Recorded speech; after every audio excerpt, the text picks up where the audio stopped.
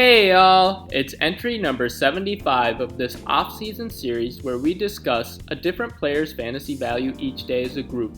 We are another day closer to the start of the 2022 NFL season.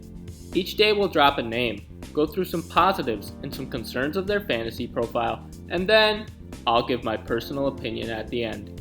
Today's discussion will be on DK Metcalf, wide receiver, Seattle Seahawks. We'll start with the positives with DK Metcalf's fantasy profile.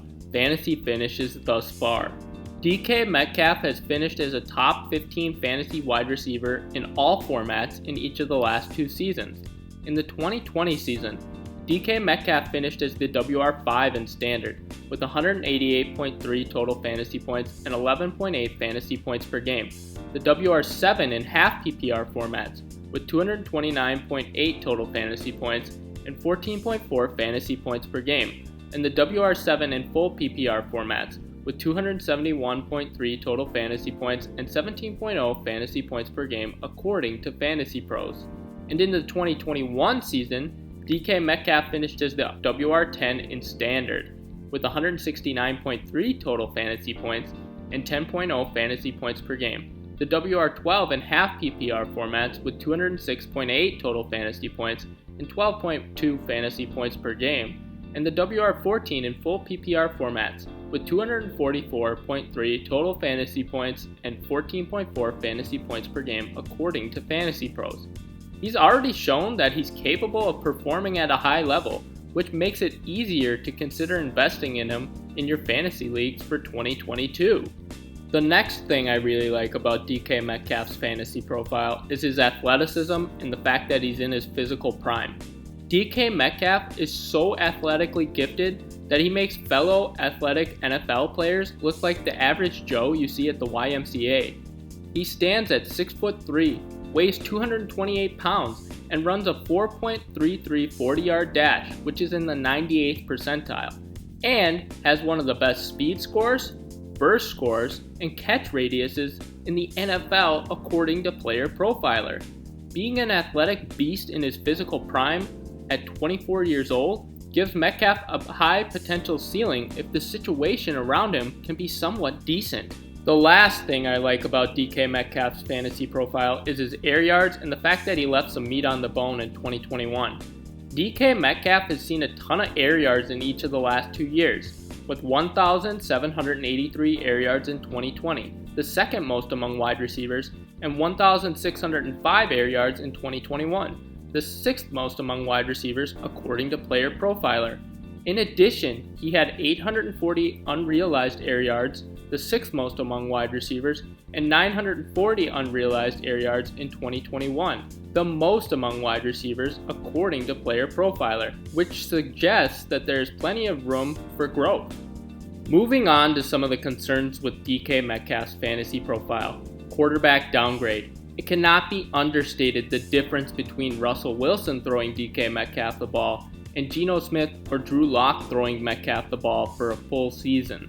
In the 4 games that Geno Smith played last year, he played more of a game manager role, throwing 5 touchdowns to 1 interception, but only having 702 passing yards, or 175.5 per game according to Pro Football Reference. He also averaged just 185.7 passing yards per game and threw just 25 touchdowns to 34 interceptions in his 2 years as the Jets starting quarterback in 2013 and 2014. The other option they have as a starting quarterback right now is Drew Lock, who hasn't been much better. With Seattle likely having the worst quarterback room in the NFL this year, it means that Metcalf's fantasy potential could be lower than some other players going around his draft range. The next concern I have with DK Metcalf's fantasy profile is his 2021 per target and per reception numbers. In 2021, DK Metcalf didn't have the best efficiency numbers. He averaged 2.10 yards per route run, the 21st best among wide receivers, 7.5 yards per target, the 64th best among wide receivers, 12.9 yards per reception, the 45th best among wide receivers according to Player Profiler. If he doesn't bounce back a bit in the efficiency department in 2022, it's going to be hard to count on him being a top fantasy wide receiver, given how much the Seahawks prefer to run the ball. The last major concern I have with DK Metcalf's fantasy profile is his red zone usage and whether or not he will score as many touchdowns in 2022. DK Metcalf has had some great touchdown totals in his young career, scoring 7 receiving touchdowns in 2019, 10 receiving touchdowns in 2020, and 12 receiving touchdowns in 2021 according to Pro Football Reference. In terms of red zone usage, he saw 15 red zone targets in 2019, tied for the 19th most in the NFL, 18 red zone targets in 2020, tied for the 24th most in the NFL, and 16 red zone targets in 2021, tied for the 28th most in the NFL according to NFL Savant. These red zone target totals are lower than you'd expect for a guy like Metcalf, and there's a solid chance at some touchdown regression if he doesn't see more red zone targets in 2022. Some additional thoughts on DK Metcalf's fantasy profile. In half PPR formats, during the 2021 season, DK Metcalf had 2 out of 17 games with 0 to 5 fantasy points, 7 out of 17 games with 5 to 10 fantasy points, 3 out of 17 games with 10 to 15 fantasy points, 3 out of 17 games with 15 to 20 fantasy points, 1 out of 17 games with 20 to 25 fantasy points, and 1 out of 17 games with over 25 fantasy points according to fantasy data. Competition for targets. The Seattle Seahawks still have Tyler Lockett on the roster, who has put up similar numbers to DK Metcalf in each of the last 2 seasons.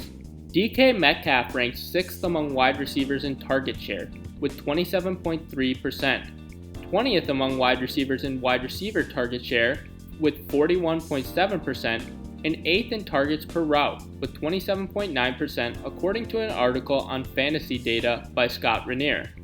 Personal opinion.